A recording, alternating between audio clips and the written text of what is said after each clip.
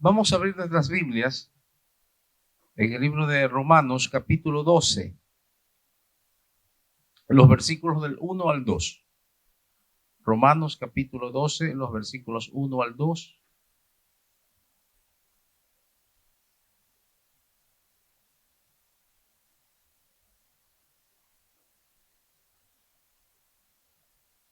Le invito a ponerse en pie, por favor, y vamos a leer la palabra y luego oraremos por una petición de oración que nos han pedido que oremos. Dice así la palabra de Dios. Así que, hermanos, os ruego por las misericordias de Dios que presentéis vuestros cuerpos en sacrificio vivo, santo, agradable a Dios, que es vuestro culto racional. Todos, no os conforméis a este siglo, sino os transformaos por medio de la renovación de vuestro entendimiento, para que comprobéis cuál sea la buena voluntad de Dios, agradable y perfecta. A su nombre. Dale un fuerte aplauso al Señor Jesucristo. Amén, amén. Pueden tomar sus asientos. Estamos a punto de culminar esta fase de esta enseñanza sobre la fe. Hemos venido hablando primero sobre los miedos y luego hablamos sobre cómo contrarrestar los miedos, y es a través de la fe. Vimos que hay enemigos externos y enemigos internos que van siempre a molestar, a estorbar para que nosotros podamos desarrollar nuestra fe que el Señor nos ha dado. Dije que esto es vital para este tiempo en que vivimos. Todo cristiano nacido de nuevo tiene que entender que si queremos caminar en victoria, queremos caminar en fidelidad, tenemos que aprender a caminar en fe. Si no lo aprendemos, lamentablemente, amados hermanos, fracasaremos. Así, sencillamente lo digo, fracasaremos. Hay cristianos que están pasando momentos muy duros en su vida espiritual y muchas veces se debe a esta falta de fortalecimiento de su fe. Han caminado muchos años sin percatarse que si su fe ha ido creciendo, ha ido madurando o ha ido perfeccionándose, y todo lo contrario, que es en medio de la adversidad, es que somos probados cuando nuestra fe verdaderamente está creciendo o está sólida o está puesta en la persona de Jesucristo. Estoy convencido que a través de las adversidades es donde nosotros nos damos cuenta qué nivel de fe tenemos, si estamos parados en la roca o no lo estamos. Eso es muy importante entenderlo, muy importante entenderlo. Entonces nos dimos cuenta que sin fe es imposible agradar a Dios. Así lo dice la palabra en forma enfática. Pero vimos que hay miedos internos que afectan a todo creyente. Pero Dios ha dado las armas para salir y combatir y salir victoriosos. Dios nos ha dado las armas para salir victoriosos. Y mencioné que dentro de los miedos, dentro de los enemigos externos, teníamos la incredulidad. La incredulidad. En el cristiano, la incredulidad la tenemos en menos grado que cuando no éramos nacidos de nuevo. La lucha está ahí permanentemente, pero gracias sean dadas a Dios que tenemos un diseño diferente ahora que estamos en Cristo. El Espíritu de Dios vino sobre usted, está dentro de usted y ha sembrado palabra, ha sembrado fe. La semilla de la fe, dice la Biblia, hablando el apóstol Pablo, está sembrada en el corazón de cada creyente. Escuche, la fe que viene de Dios está sembrada en su corazón. El problema está en que usted y yo tenemos que aprender a crecer en esa fe, a desarrollarla, a vivirla, porque créame que si no lo hacemos, no venceremos. Seremos creyentes llevados de una corriente a otra. Cualquier cosa nos moverá y nos hará asustar, y muchos se apartarán del Señor.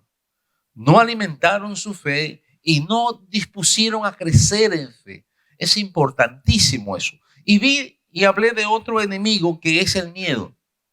El miedo es otro enemigo tremendo que afecta la vida del creyente también.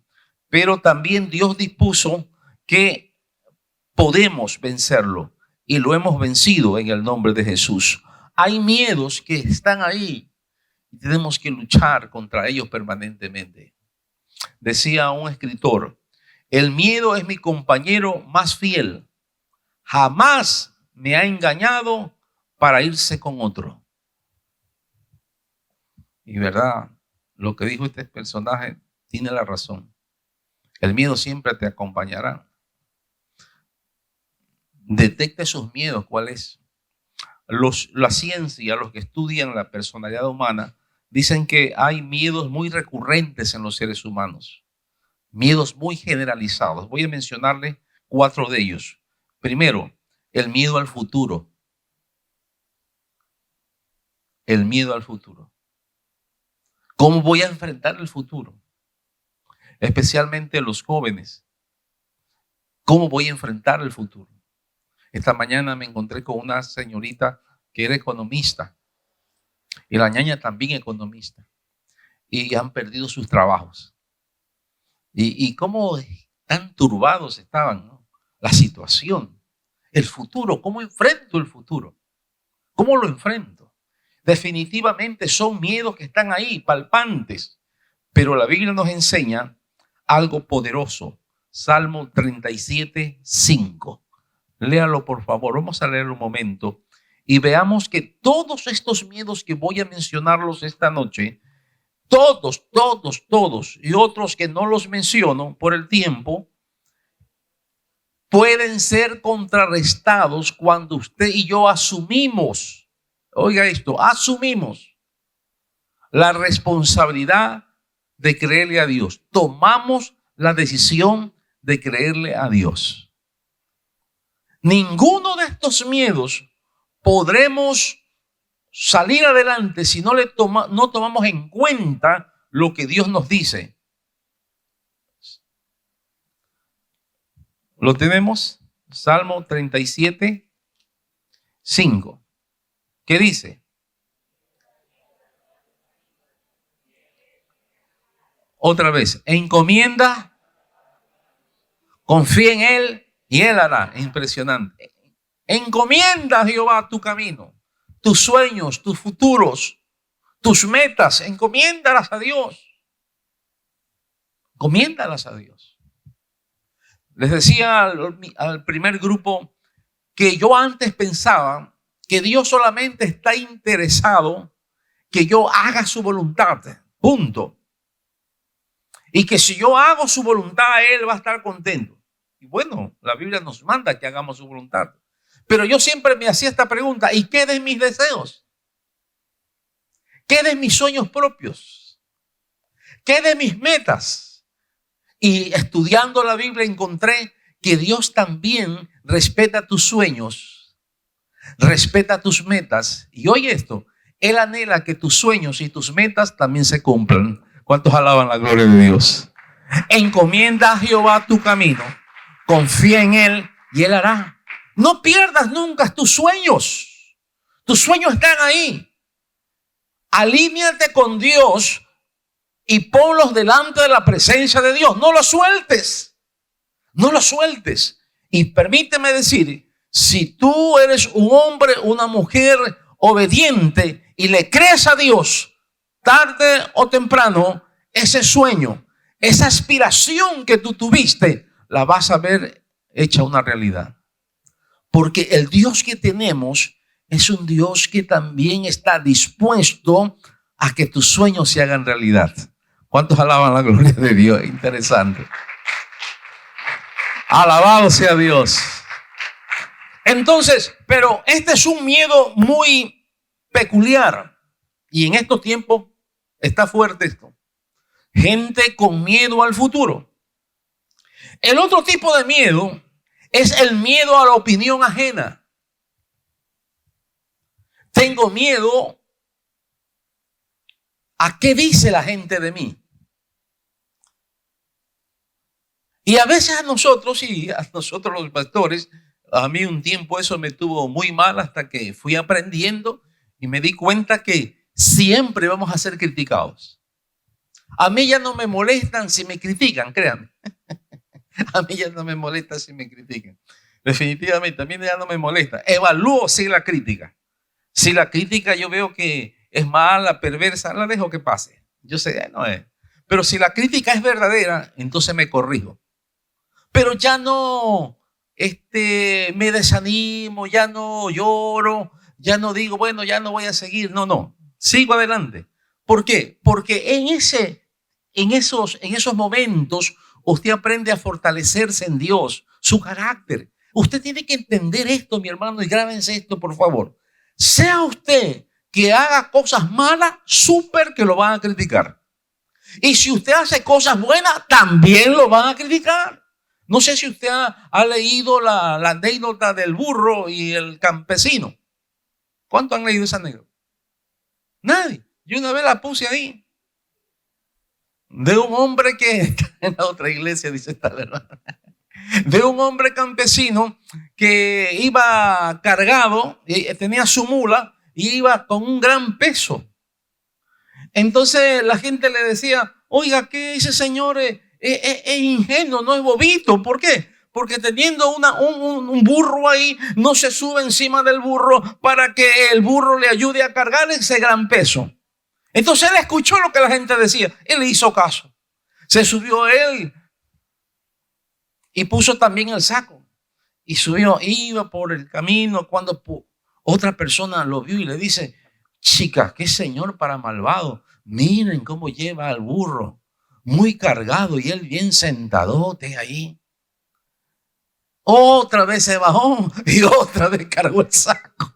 Entonces, oiga esto, siempre usted va a ser criticado. Sea que haga cosas buenas, va a ser criticado.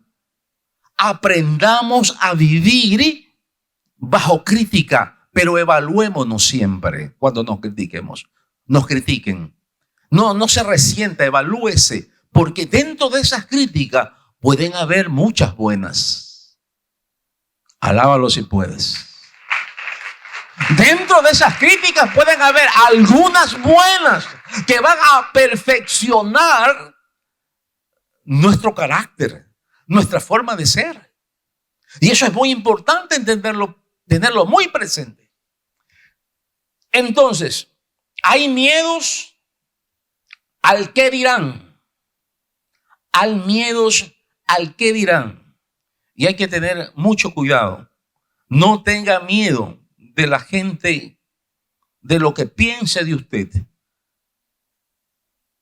Recuerde, más importante es que usted piense lo que Dios piensa de usted. ¿Sabe lo que Dios piensa de usted? ¿Se ha hecho alguna vez una pregunta? ¿Qué Dios piensa de mí? Dios tiene conceptos claros míos, de mí y de usted. ¿Qué Dios piensa de mí? Esa debe ser la pregunta que más nos interese. ¿Qué Dios piensa de mí? No, ¿qué piensa el pastor de mí? Es muy importante que la gente sepa qué piensa el pastor de mí. ¿Qué piensa mi vecino de mí? Más importante es que usted sepa qué piensa Dios de usted. Y si alguien piensa mal de usted, sepa cómo actuar frente a esa crítica mala. Evalúela. Y si hay cosas que corregirlas, hay que corregirlas para el bien nuestro. A su nombre. El tercer tipo de miedo, mencioné que muchas personas tienen miedo a la soledad. Tienen miedo a quedarse solos o solas. Yo recuerdo una ocasión vino un misionero de otra congregación que había perdido a su esposa y él solamente tenía un hijo. Y recuerdo que la forma que perdió a su esposa fue bastante misteriosa, porque él, además de ser misionero, era un maestro constructor de alto nivel. Y recuerdo que él me decía, él no era miembro de esta iglesia, él la encontró abierta y entró y pidió ayuda. Lo vi muy desesperado y lo atendí. Y me decía, mire, perdí a mi esposa, pastor. ¿Cómo la perdió? Todos los años yo la mando a mi esposa a los Estados Unidos a que vaya a pasear. A veces yo voy, pero esta vez no pude ir. La mando a mi esposa y no vuelve. Llamo a la familia que hay allá y me dicen, no, si estuvo aquí y se fue, ya se fue. Hermano me contó una historia, parece esas de telenovelas. No encontró a la esposa, pagó detectives, habló a las autoridades norteamericanas. Aquí es imposible. La esposa desapareció. Increíblemente desapareció. Así, desapareció. Y él me contaba, me dice, han pasado tantos años, pastor, le cuento esto porque esto está aquí en mi corazón. Digo, está bien, siga. Pero ahora, ¿qué sucede? Mi hijo, ya mi esposa, pues ya no aparece como 3 años, pero ya mi hijo es un profesional y se va a casar. Yo vivo en tal parte, tengo una casa de 3 pisos, de 2 pisos, perdón, 2 pisos. Entonces yo le he dicho a mi hijo que se va a casar, está bien que se case. Y yo le he dicho a él que escoja dónde él vivir, si la primera planta o la segunda planta. Entonces el hijo le responde, le dice, papá, no voy a vivir contigo. Mi futura esposa dice que no, ella quiere vivir aparte. Entonces le dijo, está bien, hijo, está bien. Váyase con su esposa, se casaron y me dejaron solo. Yo vivo en una casa enorme. Tuve la oportunidad de ir a conocer. Uno se pierde en esa casa. Enorme, hermano, eso. Pero ese hombre estaba solo totalmente. Se sentía tremendamente solo. Tenía el cuadro de su amada esposa y lloraba constantemente. Y me decía, pastor, qué triste es la vida, ¿no? Uno cría a sus hijos esperando apoyarnos en él tarde o temprano. Yo pensé que mi hijo iba a tratar de convencer a su futura esposa de que venga a vivir. Yo todavía puedo hacer mis cosas. Yo no le he pedido que venga ella a cuidarme a mí, ¿no? El hombre, ¿verdad? Estaba todavía fuerte. Me dice, pero así es la vida. Me siento mal, desesperado, angustiado. Me siento solo, me siento vacío. Yo le pido a Dios que me lleve. Ya no quiero vivir. Quiero estar solo. No puedo soportar la soledad. Eso es triste para cualquier persona. ¿Sabe, hermano? Pero me di cuenta, eso me permitió a mí ayudar a investigar algo más sobre la soledad. Y me di cuenta que hay soledades que sí son buenas y necesarias. Y hay otras que no, son peligrosas y nocivas para la salud humana, para el ser humano. Dios dijo, no es bueno que el hombre esté solo. Le haré una ayuda idónea. No es bueno que el hombre esté solo. No es bueno que la mujer esté sola, no es bueno. Pero déjeme decirle que hay personas que se acostumbran a estar solas y solos. Se acostumbran y siguen avanzando. Pero en este caso de este hermano, él no estaba feliz de estar solo. Entonces, vamos a la palabra de Dios. Él conocía palabra de Dios. Y ese es nuestro problema. Conocemos palabra de Dios. Muchos saben mucho de la palabra de Dios, pero aquí viene el problema. Pocos decidimos creer a la palabra de Dios. Hay dos cosas muy diferentes que siempre hay que tomarlas en cuenta. Una cosa es tener conocimiento bíblico y otra cosa es creer ese conocimiento bíblico. Son dos cosas muy diferentes. Una cosa es saber bastante de la Biblia y otra cosa es creerle a Dios. Este hombre sabía Biblia, pero se había descuidado de varios principios. Y comencé a recordarle los principios que dice la Biblia. Le digo, mi hermano, usted se siente solo. Usted mire lo que dice, usted se siente solo, pero quiero decirle que usted no está solo. Pero eso es una decisión de fe.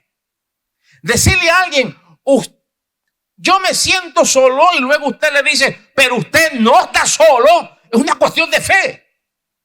¿Por qué? Vea lo que dice la Biblia. Segunda Timoteo 4:16. Subraye por favor este versículo que le va a ayudar cuando usted se encuentre pasando momentos de soledad. Segunda Timoteo, capítulo 4, versículo 16. ¿Lo tiene? Léalo conmigo. No, segunda Timoteo. Es segunda Timoteo, capítulo 4, versículo 16. En mi primera defensa, ninguno estuvo a mi lado, sino que todos me desampararon. No les he tomado en cuenta, dice Pablo. Lo dejaron solito. Todos me dejaron. Pero luego dice, ¿qué pasó? Pero el Señor estuvo a mi lado. ¿Para qué estuvo a mi lado? ¿Para estorbarme caminar? No. ¿Para qué? Para darme fuerza. ¿Cuántos alaban la gloria de Dios? Para darme fuerza. Dios sabe que somos seres sociables. Dios sabe eso. Dios sabe eso. Somos seres sociables. El hombre no es una isla. Necesitamos de alguien que esté con nosotros. Pero en estos tiempos, esto se está aumentando la soledad. ¿Por qué? Muchas veces por las decisiones mal tomadas. Otros porque partieron nuestros seres queridos. Otros porque tomaron decisiones equivocadas. Hay hombres que abandonan sus hogares. Hay mujeres que abandonan sus hogares. Eso es triste. Nunca más aparecen. Pero el cristiano tiene que entender esto. Si tú enfrentas la soledad, no importa cuál fue el motivo que te llevó a estar o caer en ese estado, tú tienes que entender esto. Tú te sientes solo, pero tú no estás solo. Son dos cosas diferentes. Tú crees que estás solo, pero tú no estás solo. El Señor está ahí contigo. Ahora, ¿lo crees? ¿Lo crees? ¿Lo crees? Tienes que creerlo. Porque si tú no lo crees, entonces te vas a sentir solo. Hay soledades, dijo alguien, que son buenas. Por ejemplo, la soledad, el retirarse a estar solo para buscar a Dios. Es bueno. La soledad es buena, necesaria. A veces hay soledades que son buenas para recapacitar los errores que hemos cometido. A veces es bueno salir y quedarnos solos por un tiempo y meditar. ¿Qué hice mal? Eso me va a ayudar a mí a fortalecer mis debilidades y mejorar mi carácter. ¿Qué hice mal? Y hay algo muy grave que yo he visto, y esto es más serio. Personas que se sienten solos o solas, pero están rodeados de personas y se sienten solas. Eso es grave. Yo he visto esos casos que se sienten solos o solas, pero están rodeados de los seres queridos, pero se sienten solas. La esposa se siente sola, pero está el esposo ahí. El esposo se siente solo, pero la esposa también está. El esposo dice, yo voy a la casa. Una vez estaba predicando una campaña y me dijo, mire, yo no sé qué me pasa a mí, pastor, ayúdeme, ¿qué pasa? Yo tengo esposa, tengo mis hijos, tengo 4 hijos preciosos, pero yo llego a la casa, me siento solo.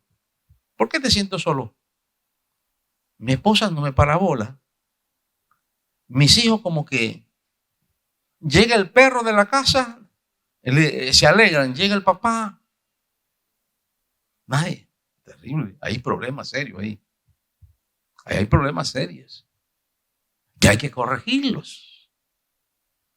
Pero el cristiano tiene que entender que usted no está solo y jamás estará solo. Voy a decir esto, ni jamás estarás solo. La promesa de Dios es, yo estaré contigo todos los días de tu vida. Pero tienes que creerlo, pues. Si no lo crees, esa palabra, tu fe no se alimenta, no crece, no se activa, no se ejercita. Tienes que creerlo. No solamente leerlo, tienes que creerlo. El problema de la soledad, el otro problema, el problema de la muerte. Dicen que este tiempo de epidemia, el miedo más grande que hay es morirse. No le voy a decir que alcen la mano. ¿Cuántos tienen miedo a morirse? Pero les decía a mis hermanos del otro culto, del anterior culto, que si todos los cristianos creyésemos y supiésemos la doctrina de la muerte, créanme lo que voy a decirle, puede ser algo descabellado ahora lo que voy a decir. Todos estaríamos orando, pidiendo a Dios que nos lleve.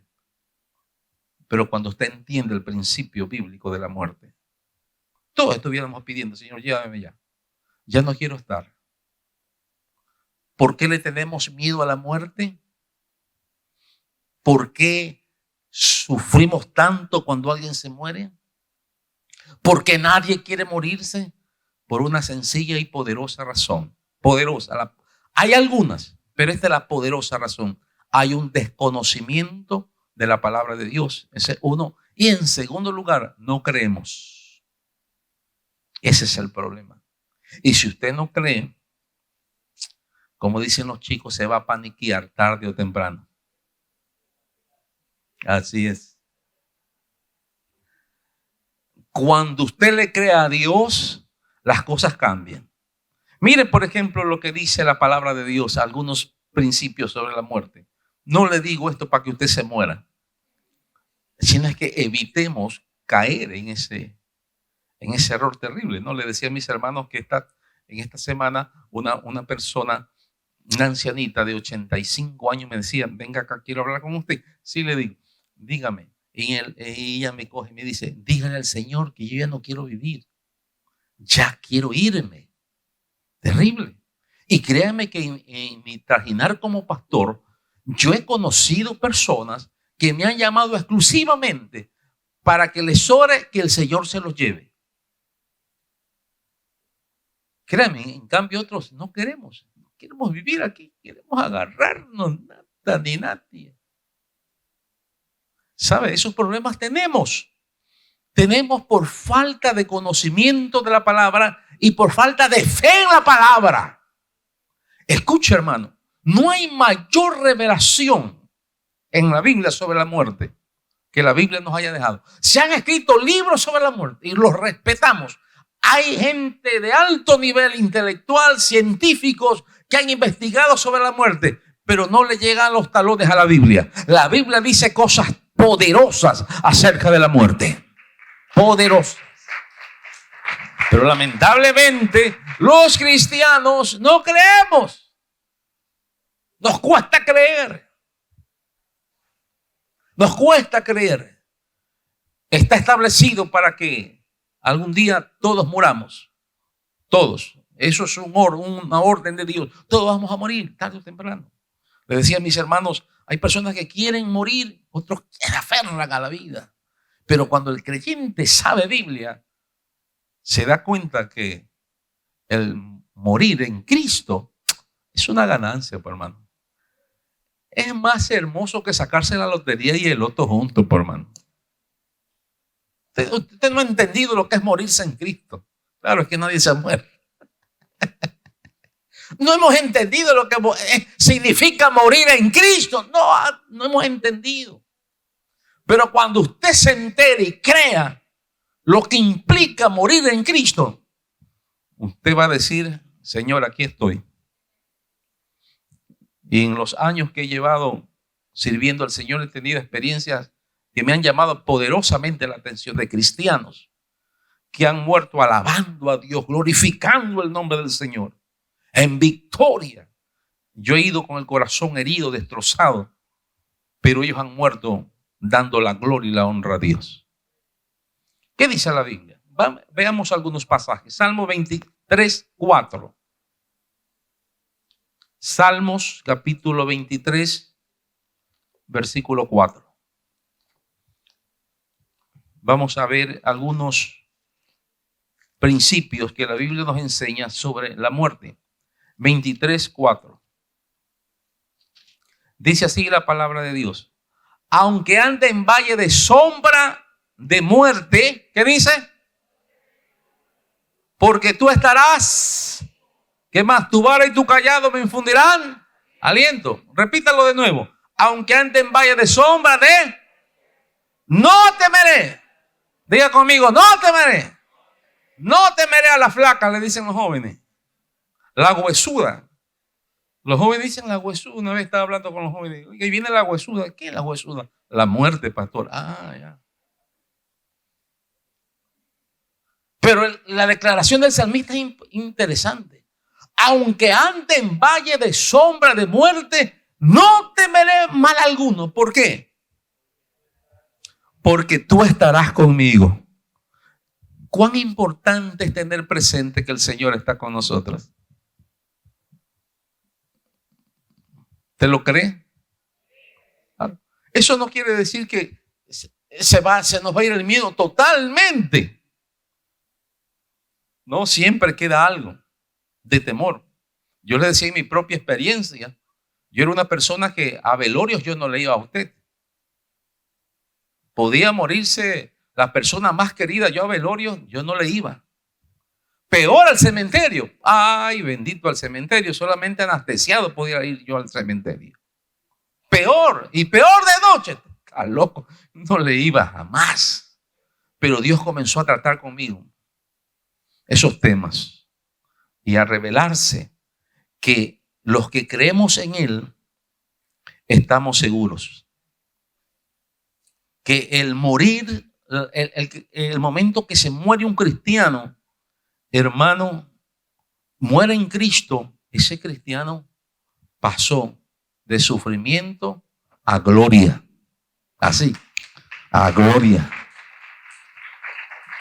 Así, a gloria. Es impresionante.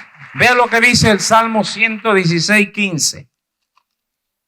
116:15. Vuelvo a decir, estos textos no lo están motivando a que se muera, ni que pida la muerte. Simplemente que usted sepa.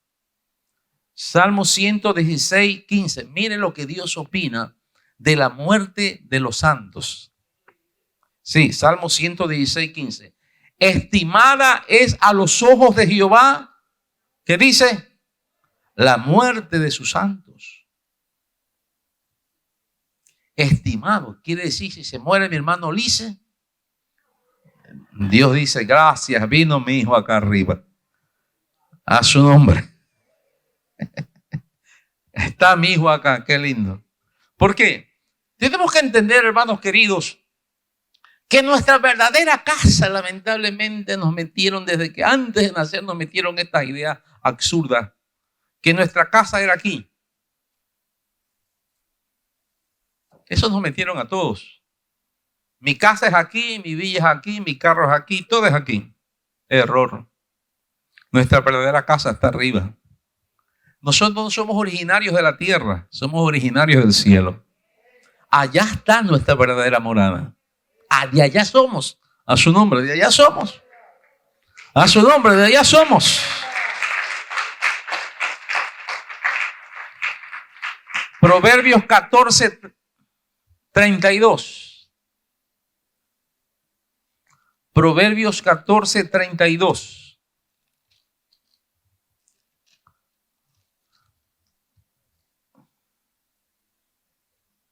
Mire lo que dice. Usted que tiene miedo, ¿qué me va a pasar si cierro mis ojitos aquí?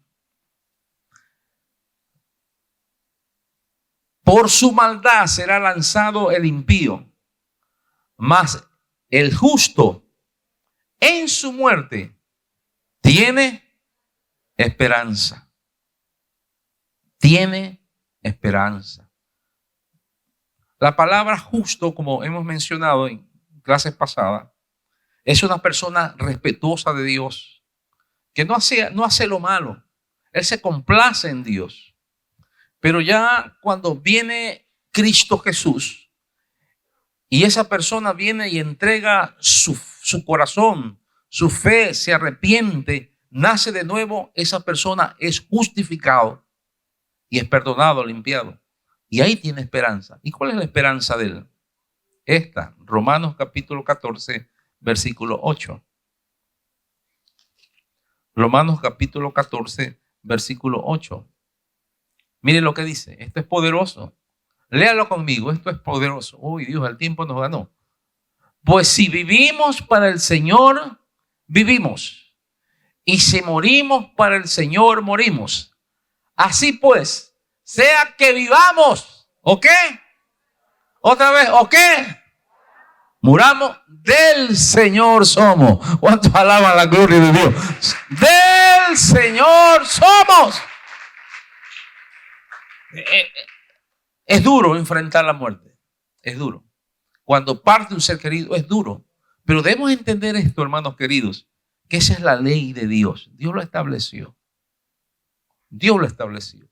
Todos estos miedos, si usted se da cuenta, podemos contrarrestarlos a través del conocimiento bíblico. El miedo al futuro, el miedo al que dirán, el miedo a los cambios drásticos que estamos viviendo. Hoy tengo, mañana no. Dios, ¿qué va a pasar? La Biblia te dice qué va a pasar, pero ¿cómo tú debes actuar? Busca primeramente el reino de Dios y su justicia, y todas las cosas os vendrán por añadidura. Póngase en pie, el tiempo me ganó. Y yo quisiera en esta noche, antes de culminar, que piense un minuto. ¿Cuál es el miedo o cuáles son los miedos que le está afectando a su vida? ¿Cuántos miedos le está afectando a su vida? Yo no sé, puede ser que no lo haya mencionado tampoco. Pero en esta hora dígale: Señor, lo deposito en tus manos y decido creer en tu palabra, que tú vas a tratar con mis miedos. Yo no puedo permitirle a mis miedos que desbaraten mi vida, frenen mi vida. No le puedo permitir, porque tu palabra me ha enseñado que todo miedo yo voy a vencerlo cuando deposito mi fe en tu palabra. Padre, en el nombre de Jesús, alzamos nuestras manos, porque de arriba viene nuestra ayuda, de arriba viene nuestra salvación. Y Padre, te pido en esta noche, mira cada mano que se alza. Yo no sé cuántas personas en este momento están siendo esclavas de miedos. No sabemos, miedo al temor, miedo al futuro, miedo al, oh Señor, a la muerte, miedo a la soledad. Yo no lo sé, pero en esta hora, en el nombre poderoso de Jesús, en el nombre poderoso de Jesús, que tu palabra se quede grabada, Señor, porque sabemos que el verdadero amor echa fuera el temor. En el nombre de Jesús de Nazaret, todo miedo, oh Dios, lo echamos fuera en el nombre poderoso de Jesús. Padre, permítenos ser pueblo que cree en tu palabra. Gracias te damos. Amén, amén, amén. A su nombre.